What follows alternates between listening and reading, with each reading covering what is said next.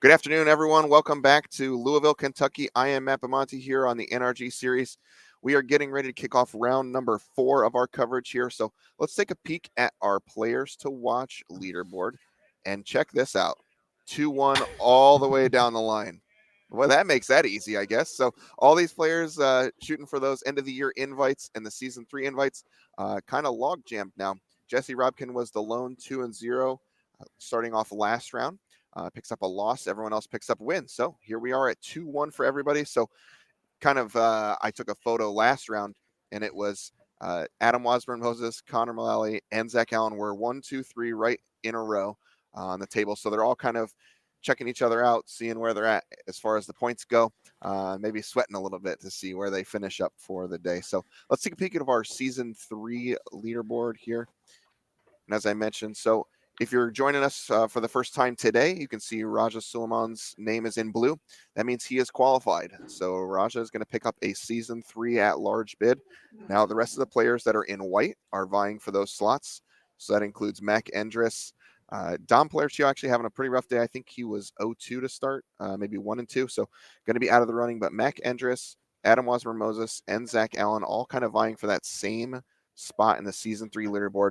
And then after that, we're going to have a bunch more invites to give out as well for our overall leaderboard, which you'll see here in just a second. And you can kind of see where all the players are at. Maybe in a second here, it's coming up for the overall leaderboard. Looks like it's coming. We're having a small technical issue here. So that pulls up right here. You can see Zach Allen again at 172 on there. The next highest player that is not qualified, Zoe Redeerman and Adam Wasmer Moses. Again, all these players checking in at 2-1. So kind of funny as we get to like the close to the halfway point of the tournament here. As we are in the halfway point, I want to go ahead and welcome in. So Joe's going to take a break. I'm going to bring in Mason Clark and Dom here. So, hey, Mason, how are you?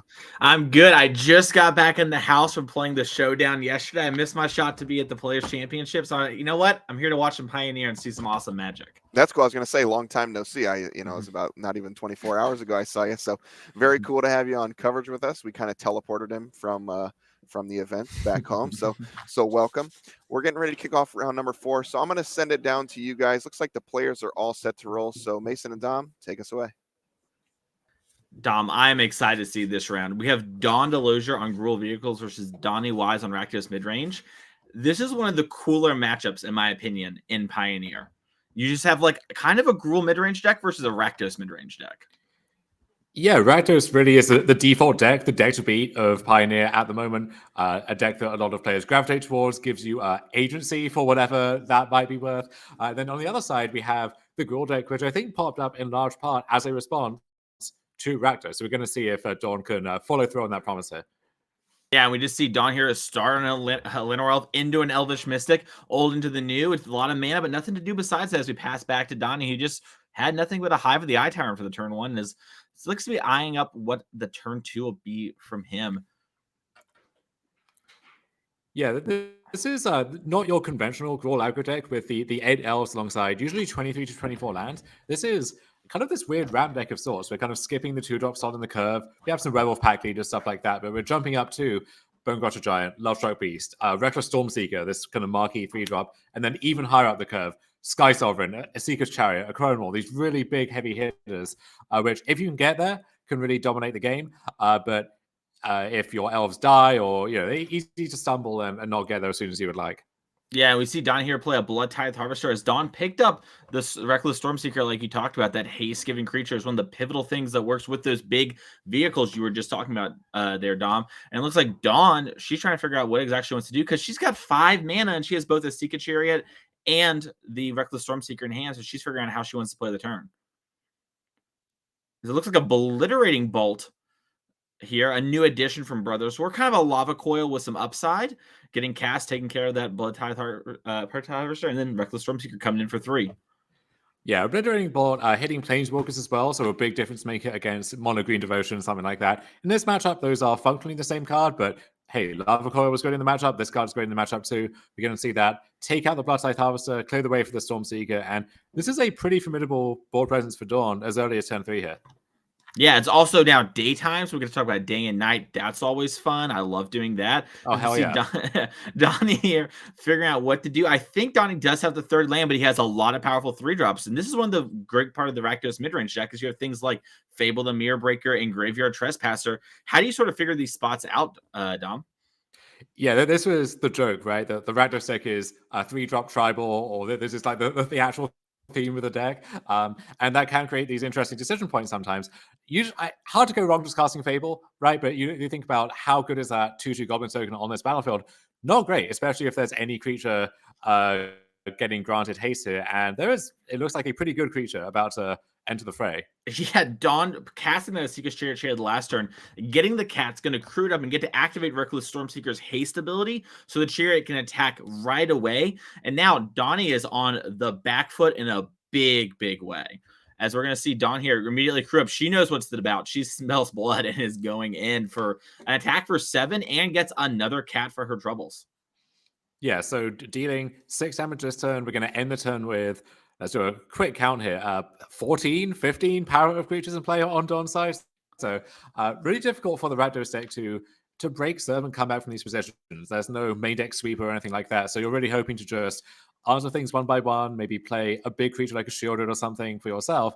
But there are not enough removal spells in the world and not enough big creatures, I think, to get out of this situation. Yeah, we see Donnie here checking up the chapter 2, gonna get some rummaging going on. I think Donnie does have the Sheoldred in hand, but like you mentioned, I don't even know if that's enough now because there are just so many creatures, and we have that Den of the Bugbear hiding out in the land section. As we see just a Graveyard Trespasser and a 1 redraw here from Donnie. Crucially as well, the Stormseeker gives an extra point of power to the creature that it's teaming up with, and so that chariot can get to 5 power enough to trade with the Sheoldred rather than just getting chewed up by it. And so yeah, we have several close to lethal threats and not enough resources to deal with one of them, let alone all of them here.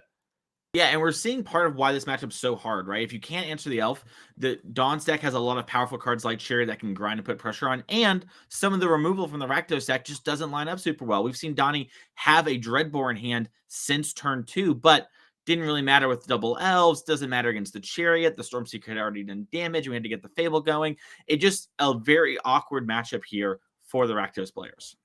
And the other side of that coin is if you do spend the removal spell on the turn 1 elf, well, that's a removal spell you don't have for the pack leader or the Stormseeker or whatever is coming down the pipeline after that. So we do see a very substantial board from Dawn, including that cat token there from Inkling Customs, who are very often in attendance at our events here. I always love to see those getting a chance on camera.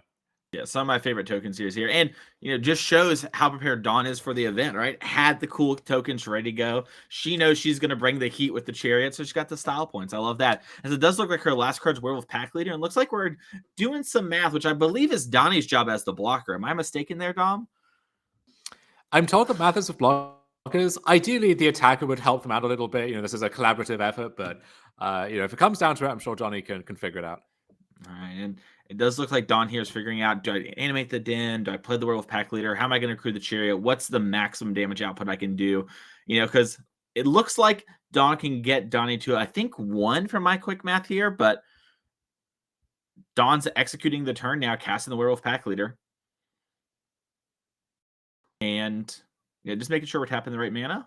If we start doing math, does that make us blockers? Like, well, how does that work? I'm not ready for the moral implications of that, but I would say yes. I think we are now blockers. And don't mean to spring a philosophical quandary on you at 1 p.m. on a Sunday, but I can't handle that, man. I just woke up. I was at this event 2.5 hours ago. I drove straight home. It's 2.5 hours. I got here just in time. My brain can't handle the philosophical implications that you're bringing up to me. Much like I'm unsure if Donnie can handle the swarm of cats coming his way in just a second here. I'm trying to do a little math here. If we block the Chariot and we pump up the Werewolf Pack Leader, we get to draw a card, which is very nice. And then I think we block those 2 biggest things, and then we get 8 points across. Donnie goes to 1, 3 from the Sheoldred trigger. That seems to be right. That sounds about right. I'm sure Dawn is rapidly trying to calculate this because it feels like there could be lethal here or there should be lethal here, but either way, it's going to be very close. Oh, I wonder if Werewolf Pack Leader's activate ability matters in the spot. I guess we don't quite have the mana for it is the problem. We're just a little bit short. So we would if we use the elves towards it, right? So if we give that haste with the Stormseeker, and then we can get that to 5/3 base power, another point of power in there. We crew the chariot, or maybe we don't crew the chariot. Maybe that's the maybe that's the sauce that we're missing. Because if you don't crew the chariot, the Sheoldred blocks a similar amount of damage still because everything's 2, and then you get 1 more attacker through. But maybe I'm mistaken because you block Pack Leader 2, then you have 2, 4, 6, 7, 8. So now I guess it's the same damage. All right. Well, an awkward spot to be in for sure is, like you mentioned, it does feel like there should be lethal here. As Dawn is going to get to draw a card from Werewolf Pack Leader's Pack Tactic ability. And we got another cat. And the question for Donnie isn't how do I win this game, is how do I not die right now? And then we can focus on that next question when we get to it. Yeah, Donnie has not had lofty ambitions like winning the game on the next turn. Donnie's trying to play the game on the next turn. And I think he is going to get a chance if he lines up the blocks as we think we laid out here with Reckless Stormseeker. But it's going to be pretty hard. Does Donnie have anything like Extinction Event in the main deck that can maybe clear this battlefield up? I don't think so. I don't know if players have sort of moved away from that card in the main decks. Yeah, we're taking a look here. It's just spot removal. We've got our usual Fatal Pushes and Dreadbores and so on. Actually, Go for the Throat over Power Word Kill. That's one of those back and forth choices that you see each Rakdos player have to make. And Go for the Throat, for the most part, there are things it does or doesn't hit. Crucially, doesn't hit vehicles. So a Seeker's Chariot and Sky Sovereign both going to dodge the main instant speed removal spell in this Rakdos build. This is the case, yeah. And it looks like Donnie did do the blocks that we talked about. It's going down to 1 life here, chopping the attack leader, taking down the Seeker's Chariot, and Don just passing the turn here.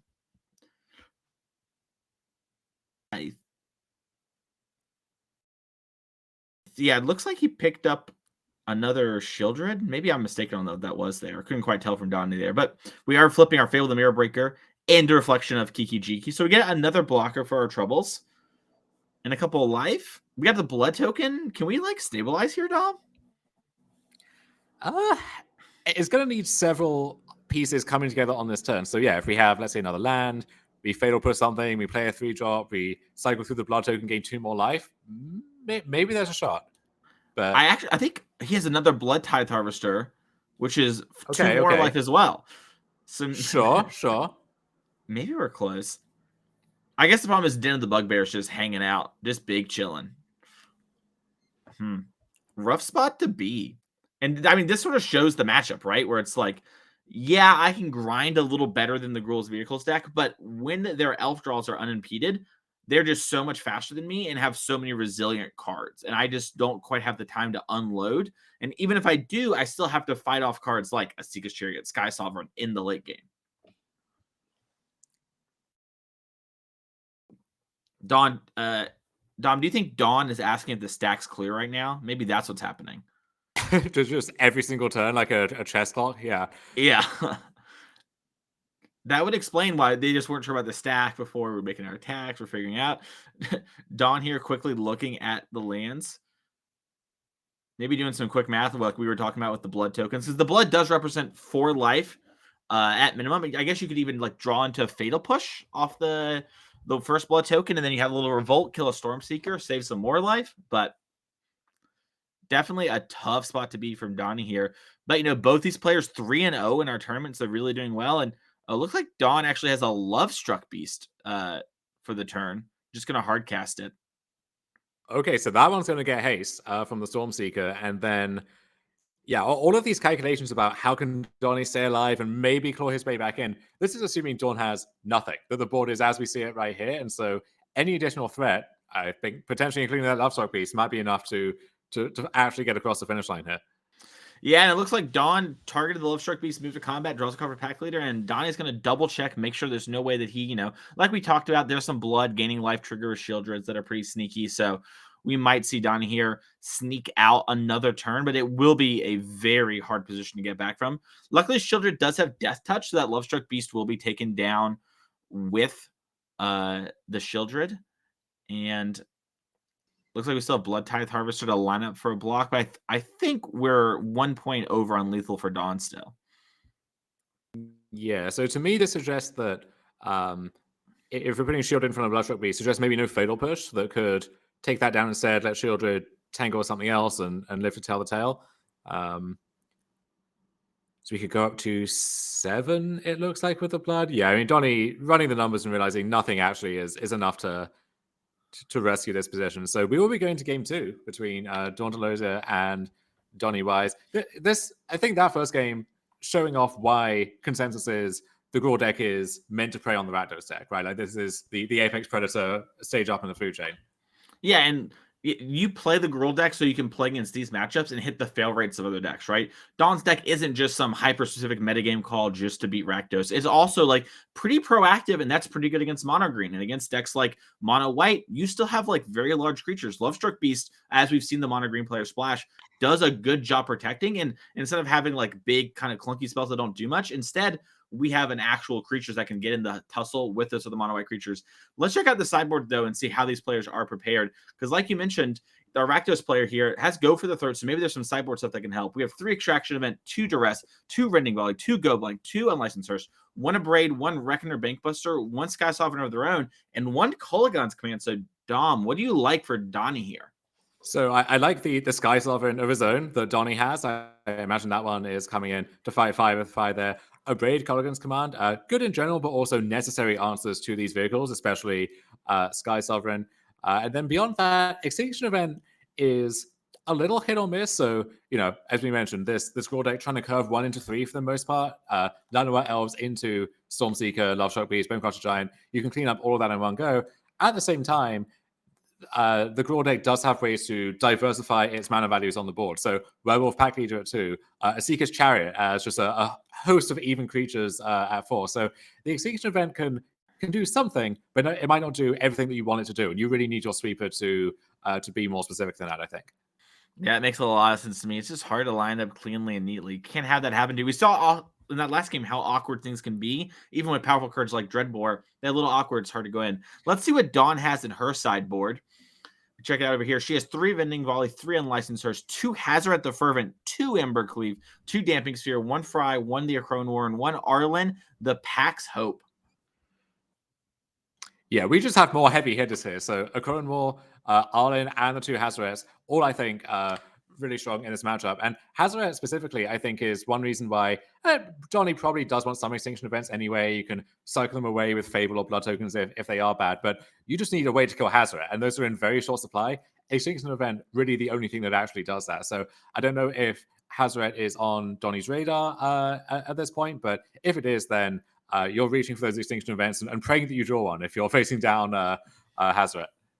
Yeah, such a powerful card. Remember from its time in Standard, how it absolutely just dominated there and was impossible to kill. And it's basically the same situation in Pioneer. Only 4-mana black spells can really kill a Hazoret these days, and that's a hard place to be. And so we see it here in the sideboard. It's just this sort of a good threat in these sort of matchups that allows you to keep that proactive game plan.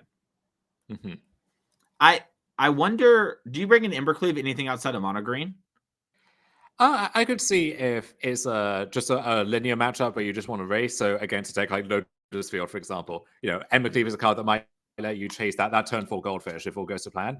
But against an interaction heavy deck where you're already boarding in all of these additional 4 drops on top of the ones you already have, I think that it's just clunking up your draw too much for too little gain. Well, looks like both of these players are going to have good draws. They kept 7 and start the game off. Donnie with a Blood Crypt tapped, and then Dawn playing a Llanowar Elf off the red-green pain land.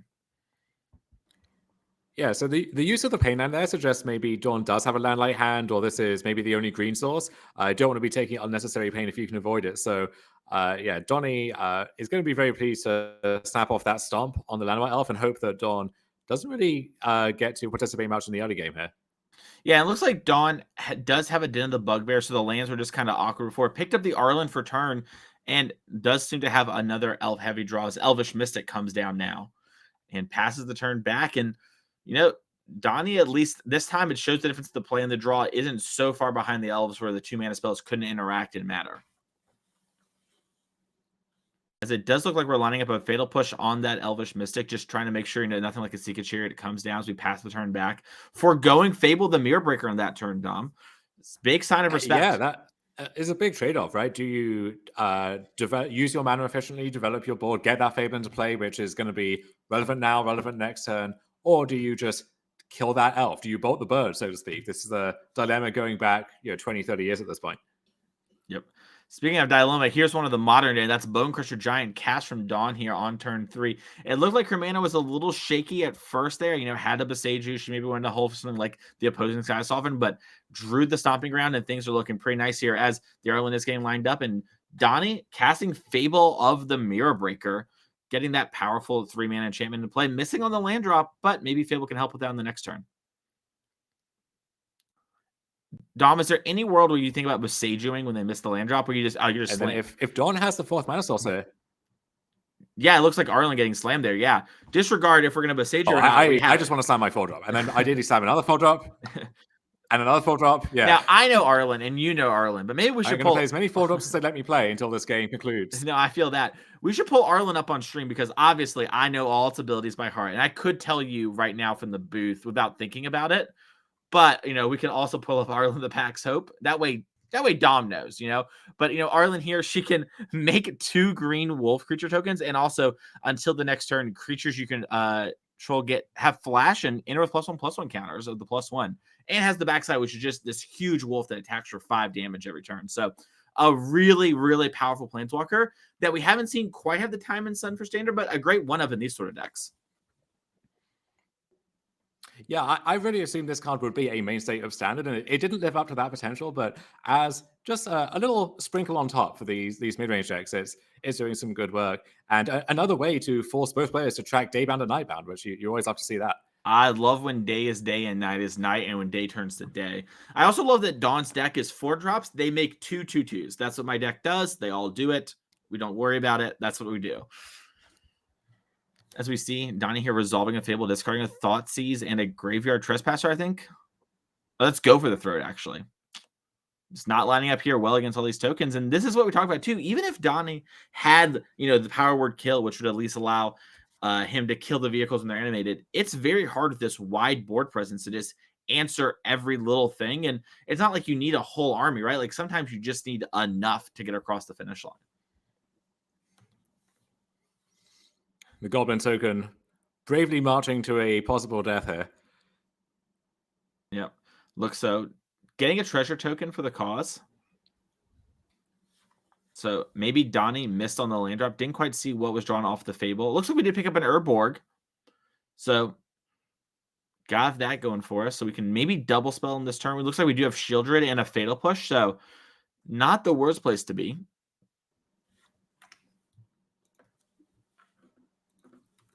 And I think Dawn has Skyboat in hand. So we might be seeing a Sheoldred accidentally fall over here. Oh no. Are we do we have the 5th land to slam the Skyboat, or are we hoping to peel that one off the top? I think we have a Lair of the Hydra and a Boseiju in hand. So we'd have to lose the Boseiju, but in exchange, we gain the boat. And then I get to make the boat noise when it's cast, which is my favorite part of coverage. As Don here... Have you been practicing? Oh, I always practice. Whenever I cast Skyboat, I make the noise. I was actually going to ask you if you have a noise. I asked Joe last time, and he wouldn't do it, but brrr, Skyboat coming down, blowing up Sheoldred. Huge play. This is one of the cards we saw the Rakdos players play for the mirror. And Donnie had that Bonecrusher Giant over there on an adventure that he's one day going to cast, and it's just going to die to this Skyboat. What a haymaker. Dom, what's your best boat noise? Which That's I don't so know good. Is that a barge? What? I don't know what that is necessarily, but yeah, this Bonecrusher Giant, it went off on a noble quest, and it's come back to find its entire kingdom in ruins. It's having to pick up the pieces now. The hero's journey is sometimes a sad one, as we do see Fable the Mirror Breaker turn into Reflection of Kiki Jiki, and that is normally a powerful card. And if we hadn't had the Skyboat and we just had a Seeker's Chariot or, even another Arlen or anything, Bonecrusher Giant, this game would be so much different with Fable in play. But now the Skyboat is looking to just dominate the battlefield for the remainder of the game and force Donnie to find something like Kolaghan's Command. And Donnie obliges, finds Kolaghan's Command, and kills Arlen and the Skyboat, Dom. Okay, Donnie is really doing an impressive job of staying in this game with these well-timed removal spells. Yeah, and I believe Don here casting the Bonecrusher Giant, when he watches his match back, he was like, "What's that about my Bonecrusher Giant? My kingdom's in what? Looks like I'm sitting pretty as I pass the turn to Don."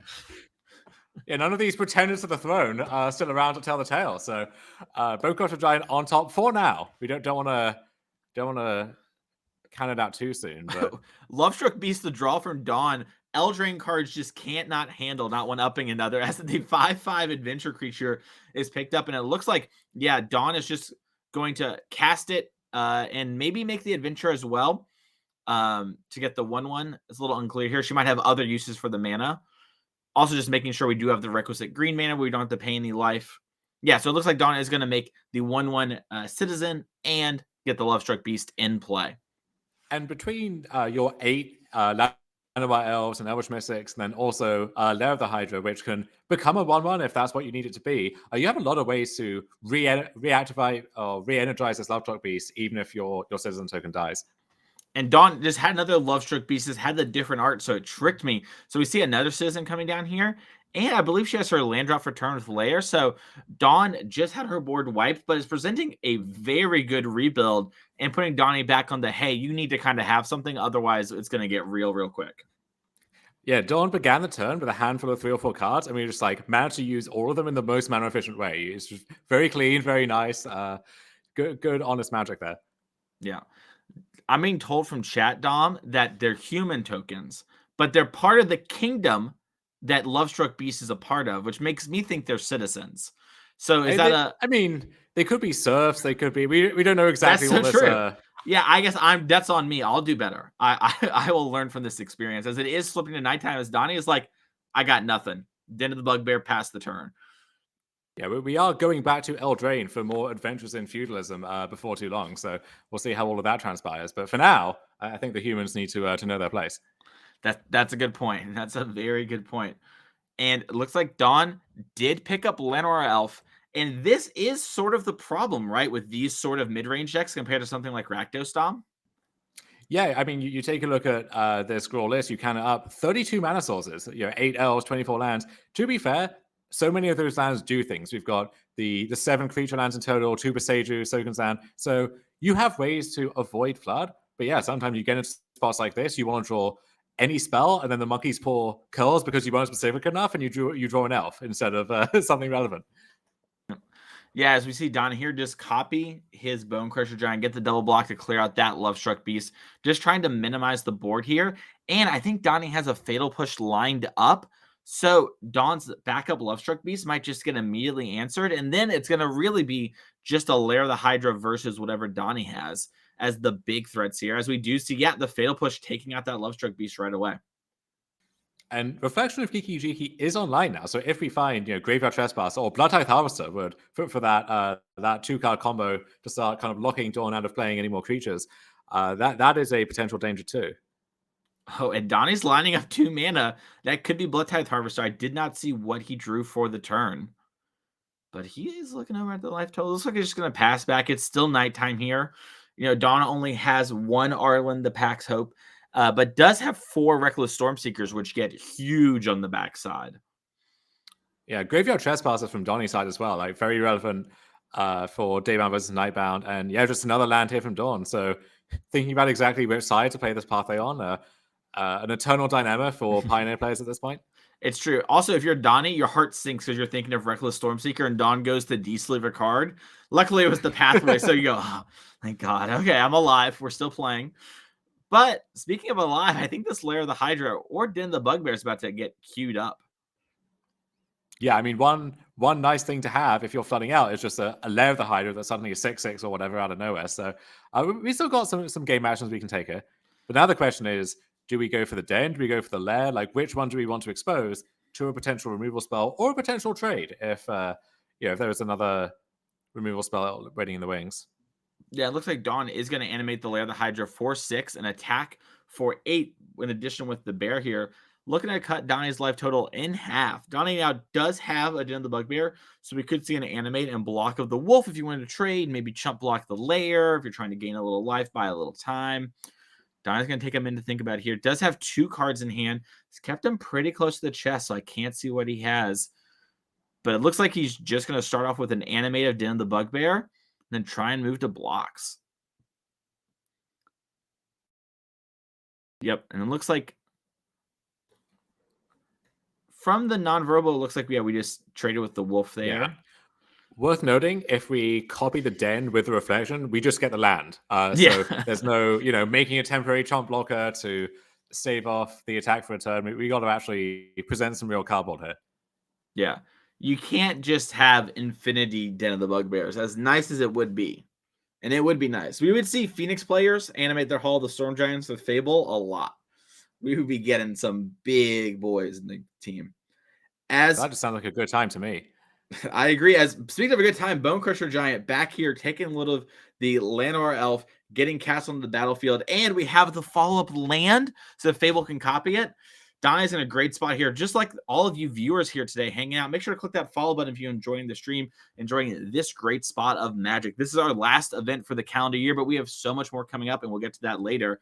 As Dawn's drawn for the turn, and from the way she's thinking, I didn't get to see it. Oh, it looks like it's the Llanowar Elf. Okay, I was going to say, I think it's a spell because we didn't just slam a land and animate. As here comes Den of the Bugbear animated, and it looks like Dawn might be making some attacks in just to push damage. What do you think about this here, Dom?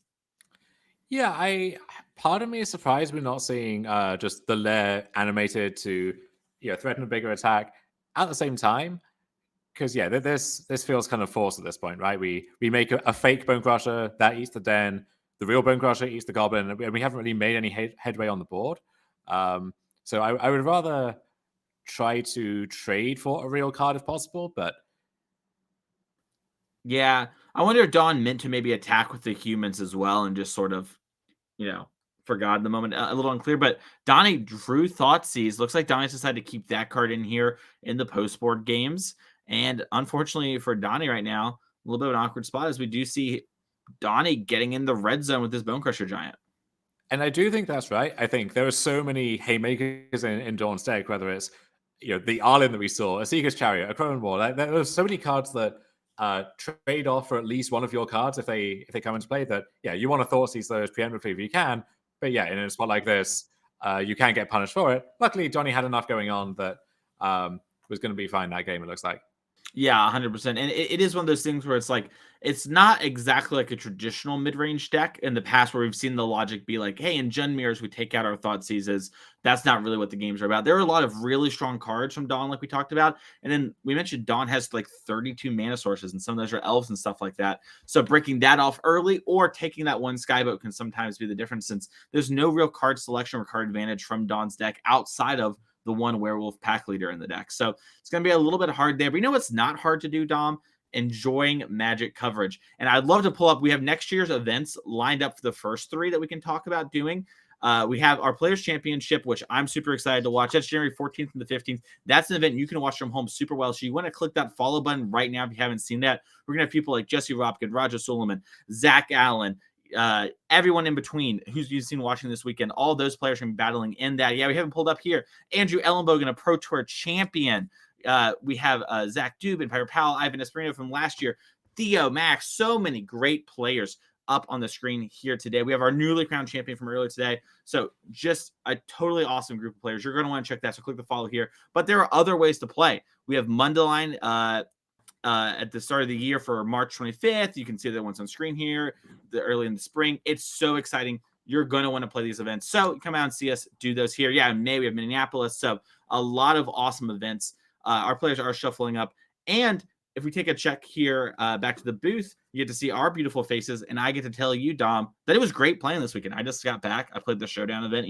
I keep it a buck, even though I'm here on the coverage. If I didn't like it, I didn't like it. But I had an awesome time. Dom, we played 8 rounds of Magic yesterday. Started at 10. I was on my way to get dinner after the round timer ended at 6:40.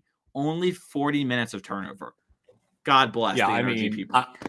They run a very tight ship. Elliot Raff as head judge, just keeping things moving. Great turnaround time. So and especially it's so nice after a long day of Magic. It's exhausting just playing the games, but it's nice to at least feel like, okay, you have time to relax and get some food and get some drinks and not think like, okay, I should be in bed 2 hours ago at this point. Oh, yeah. How many times have you finished the last round of Swiss? You get food and you're like, oh, I've got 30 minutes before I go to bed. Yesterday, I had 3 hours before I needed to get to bed. Speaking of getting things done, Dawn, Lovestruck Beast, is on an adventure on turn 1 with a Lair of the Hydras. We're back in the feature match area here. A Blood Crypt? Shocked? Are we going to see a little Thoughtseize maybe?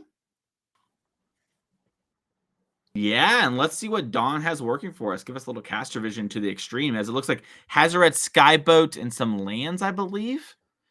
Oh, there's a Werewolf Pack Leader in there as well. So Dawn, kind of a top-heavy hand here. Anything that you would like to take here, this Dom? hand is a sock full of pennies. It's just heavy hitters everywhere. And yeah, Johnny going straight for that Hazoret, knowing that, I mean, it's hard to answer the Sky Sovereign, basically impossible to answer the Hazoret. And so Johnny's thinking, okay, I'm going to have to stock through the rest of the contents of this hand, and that Lovestruck Beast going to be playing a longer game. Can't be the Hazoret in that longer game. So got to deal with that now. Yeah, I love that. Also, Hazoret doesn't line up well when you leave it around with Thoughtseize. I have less resources. Hazoret likes this. It's a real 1-2 buckaroo moment, as we do see Dawn, I think, picked up a Sokenzan for turn and is going to cast the Werewolf Pack Leader here and get in for 1. So, we might be getting some cards. The Werewolf Pack Leader, the Pack Leader is one of the interesting choices in this deck because the kind of classic build until a few weeks ago had Gigantha as a companion, had stuff like Scavenging Ooze in that 2-drop slot. And part of that was, if you have a mana base that's got Den of the Bugbear and Sokenzan and 4 Mutavault was the stock in that list, pretty hard to cast a double green 2-drop, especially if you're Elf dice. But Dawn making the judgment that just this is such a powerful card to have in that slot on the curve that it's worth making those sacrifices. Yeah, and even gave up Gigantha to do it, which was the thing these decks would do despite having Embercleave in the board. A big sign of strength here for Pack Leader, as I think Dawn actually picked up maybe Reckless Stormseeker last turn. I was mistaken on the card, but it does look like we have only Lair and Den of the Bugbear as our backup lands here. So we can't deploy it this turn, but we will have the ability to give some haste to our creatures here later in the game. As Dawn just plays the Den of the Bugbear and pass the turn back to Donnie. If you're Donnie, you've got to love that. Yeah, this is what could let Donnie come back into this game, especially on the draw, is if every one of Dawn's big threats is now a turn behind schedule to where she would want it to be. Mm-hmm. And Donnie here has got the 3rd land, and looks like he has the Fable the Mirror Breaker again, that super powerful 3-drop we saw, but has a couple other options, weighing them out, and does land on. You know what? Don was right in the booth. Fable the Mirror Breaker is really good. Can it really be that wrong to play it on turn 2 or turn 3? Ooh, a Crone Ball off the top for Dawn as well. So yeah, another incredibly powerful 4-drop, which our mana-based situation is stopping us from casting this quickly.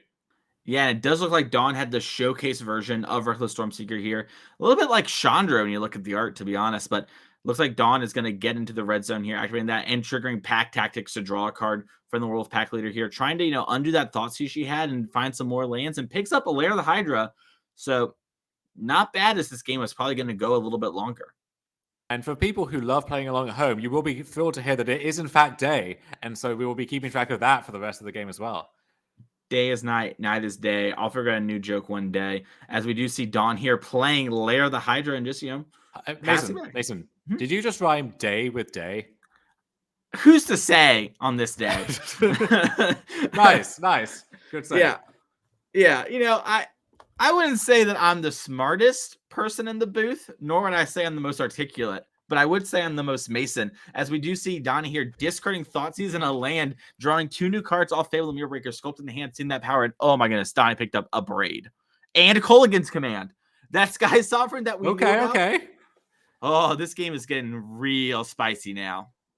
I mean, that Sky Sovereign's still going to gobble something up on the way in there, so that Goblin token, maybe not long for this world, but we are starting to at least be able to go toe-to-toe with all of these big threats. Yeah, and for the first time all match, Donnie gets to attack with the Goblin Shaman without having to sacrifice it to the cause. Just gets 2 points in and hopes to get another treasure here later in the game. And I do think Donnie is maybe choked on mana this game and not so much on card advantage. So going to see what Donnie's wanting to do here. Looks like he is sizing up the turn. And looks like we've got a little Fatal Push. Yeah, just taking down the Werewolf Pack Leader. I kind of like it. Passing of the turn. Dawn, big draw step if we hit untap land. Looks like we drew an elf. It is an untapped mana thingy. Does that count? It is an untapped mana thingy. And it's an untapped mana thingy that turns on this Lovestruck piece. So that now is a legitimate threat as well. Yeah, and that is a great point. You know, Dawn here does have this Lovestruck Beast, so even though we're developing another tap land this turn, we're going to play this Lovestruck Beast, get it out on the board, be pretty happy, play the other land, and be kind of good to go for playing spells for the rest of the game. And our cards like a Crone War, we don't even really want to play this turn, right? Like taking the Goblin Shaman is not, it's not really a threaten, you know? It's more like Wrath of God if you just have to squint a little bit. Yeah, that current war earmarked for something like a Sheoldred, ideally, Graveyard Trespasser or something like that. The Bonecrusher Giant that might trade with your Bonecrusher Giant, but it's almost a good problem to have that your opponent doesn't have any creatures worth stealing at this stage. Yeah, a real, oh no, I can't cast my Crowan War. I am so sad. No, it's not sad though. Donnie flipping that Fable the Mirror Breaker into reflection of the Kiki Jiki here, and looked like he picked up another Fatal Push. Sort of huge. You combine treasure tokens here, so maybe you can actually answer this Lovestruck Beast if that's what we want to do. And it looks like Donnie is attacking right away. Dawn's going to take the block, and Donnie obliges, and okay, 5. This is Sky Sovereign? Brr, come on the battlefield, taking out the Lovestruck Beast. The harbor full of boats today. And yeah, that makes so much sense as to what's going on here. Donnie just knows that the Sky Sovereign from Dawn's side is going to come down and kill his token. Might as well just get this trade in for value while he can. Now, see, the thing about vehicles is they're not self-driving. Technology has not advanced that far just yet. We do actually need to have some pilots, and Donnie's deck not so good at supplying those. So that Sky Sovereign kind of stranded for now until Donnie can find something to create with, at which point the Crone War can steal that pilot and let Dawn swing that back in her favor. Yeah, going to be a huge thing there, as Donnie, I think, picked up a Thoughtseize for turn. Little does he know that if you were to cast it, he'd be greatly rewarded with a premium card to take, even though Dawn just has one card left in play. Dom, speaking back to your autopilot thing, you think when we get Universes Beyond Tesla, they'll give us some autopiloting vehicles? Looks like we're going to pass it back tonight, though. No time to think about that question, I guess. We're just going to have to untap and draw for turn. Look, I enjoy Magic Twitter too much. I don't want to jeopardize that in any way, okay? I don't know what you're talking about. As we're shuffling up, I think a Lovestruck Beast that we picked up the top. Oh, it's Arlen. Sorry, I knew it was a showcase, a nice frame, but Arlen Pack Leader here in hand. And Mason, lest we forget, no spells were cast this turn, so it is night. Ah, woo! Oh yeah, so this is the Werewolf Arlen. That's a 5/5 with haste, or it can make 2 mana. Weirdly convenient with a Crone War if there was a creature take, but on this side, it is just going to be a big girl, and she is not messing around. And Donnie, had the Abrade and the Kolaghan's Command lined up for things, if Dawn had just activated Den the Bugbear. Around. There we go. Yeah, Arlen the Moon's Fury. Yeah, so it's a 4 loyalty Planeswalker +2 to add some mana, or 0 to make a 5/5 with Trample, Indestructible, and haste, importantly, since it did just get tasked this turn. Arlen is threatening to really mess Donnie up here. It is also indestructible, so we're not fatal pushing that thing. That also, a very limited range of cards to actually deal with that. Yeah, this is going to be a problem. You're going to need some double spells here, as we do see Dawn just being like, you know what? And with this, we attack for 7, trying to put Donnie 2 here. And we might see Donnie, just looks like he's going to try and use the Kolaghan's Command to maximize mana. Makes sense to answer the Skyboat for later and clear up one of the 1/1s. But still dropping down to 3. So now that Den of the Bugbear is going to present a lethal attack for the remainder of the game here for Donnie. So Donnie has got to figure out a way to answer this Arlen in some accord. Get it? Because she's Arlen Cord, Dom. And you know what, though? If we make it daytime, we don't have to worry about that. Looks like Dom disconnected for a second. Yeah. I see. Yes. Yeah. Thank you, Dom. I'm glad I got such a real and genuine reaction from you. You know what, Donnie? Mana problems, but not spell problems. So we can pretty easily get to daytime. I guess the problem less becomes about that and more about how do we answer these creature lands after making it day. And yeah, those, what is it, 3 copies of the Hydra just chilling and vibing alongside their good friend, the Den of the Bugbear. Yeah, I think Donnie has drawn a bunch of discard spells, like a Duress. So if Donnie goes like discard spell, will become daytime and then has push. So I think if Dawn had the epic ability, if she were unable to cast any more spells this game, I think she would still be heavily favored from this ball position. yeah, I have to agree. It's going to be really hard for Dawn to pull this one out. Really, Dawn is going to need to get cosmically unlucky to not be in a great position for at least 3 or 4 turn cycles. And I know Donnie does have a Graveyard Trespasser, which I guess is some of the thought here, because you know what? We play that, we gain 2 life. That puts us up to 5. We could then animate the boat and kill the 1/1 and the Arlen, but I think the problem is Lair the Hydra is then an exactly lethal attacker. So Donnie really needed to draw a land on that turn. Yes, he's conceding to Dawn here, and Dawn moves on to be 4-0. So congratulations to Dawn. In great position to top 8 the event here today at NRG Louisville. And that's awesome. She didn't even need the Acroan War. She just, I still have this. No don't need it. Don't want it. I was thinking if the Trespasser is the Glutton because it's night, and then we gain 2, and then we crew and we attack, and then I think if Dawn didn't have another mana source, it might actually be 1 short of lethal. Maybe, yeah, it was a little hard to tell. The lands were all bunched together. It was going to be close no matter what, but I think decide there, like, I am dead. So probably did the math.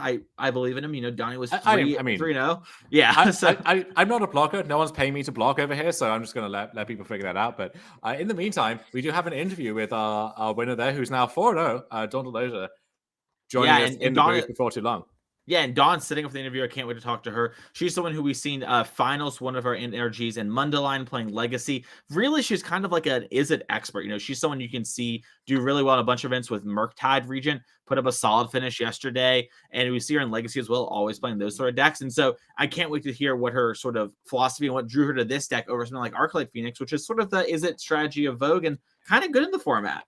That's been one of the funny arcs over the past week or two, is that it seems like the Steam Vents mains, the Steam Vents enjoyers, have moved off of Phoenix in Pioneer. So a lot of them moving towards this Gruul deck that Dawn is piloting, some of them going to Rakdos, their kind of bitter enemy.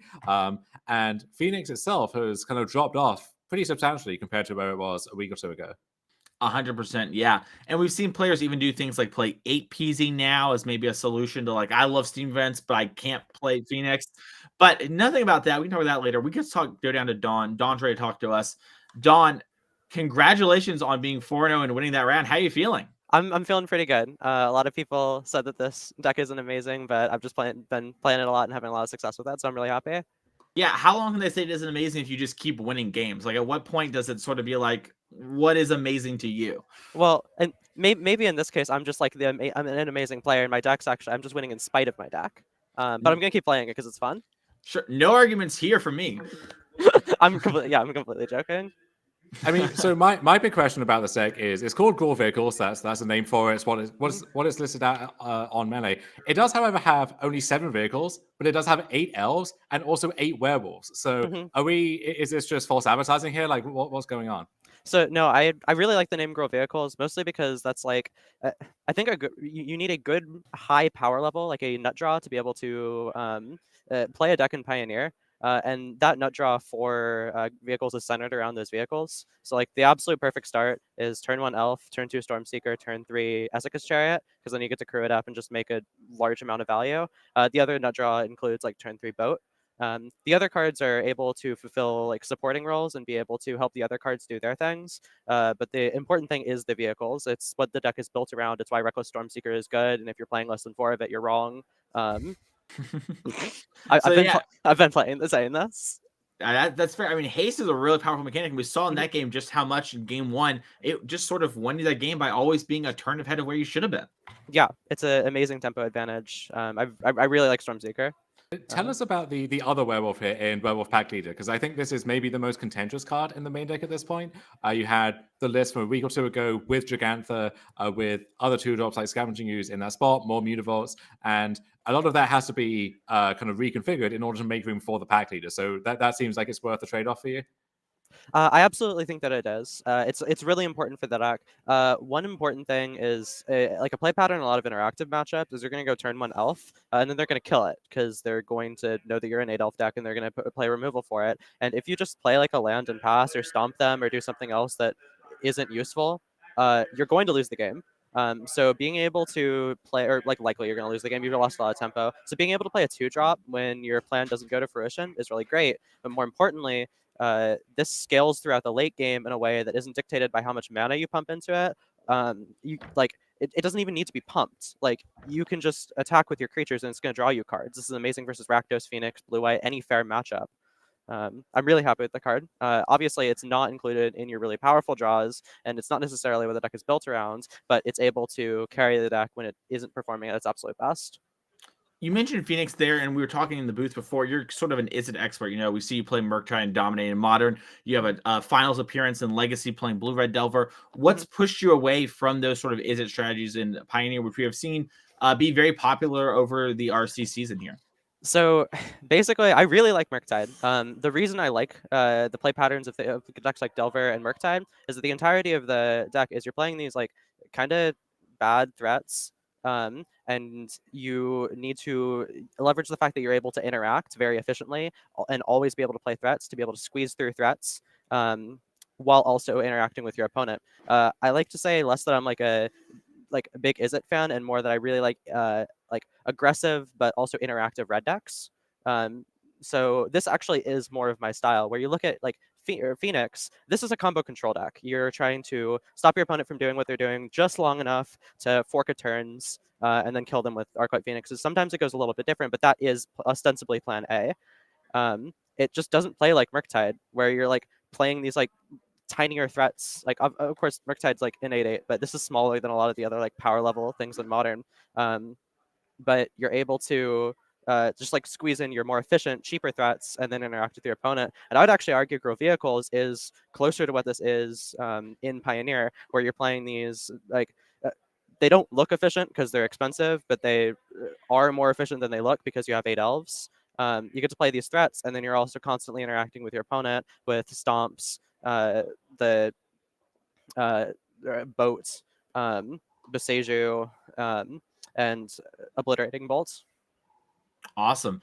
Well, that makes sense to me. Dawn, good luck in your next round. Hopefully we'll see you here in the booth later on in the day. But I think we are going to head back here, and I think we have some more Magic to play. So good luck, Dawn, and we'll see you later. We're going to actually go to break here because I think we're getting pretty close to the next round. So take a minute, click that follow button if you haven't already. Go get some water, and we'll be back here in just a couple minutes with some more Magic for you.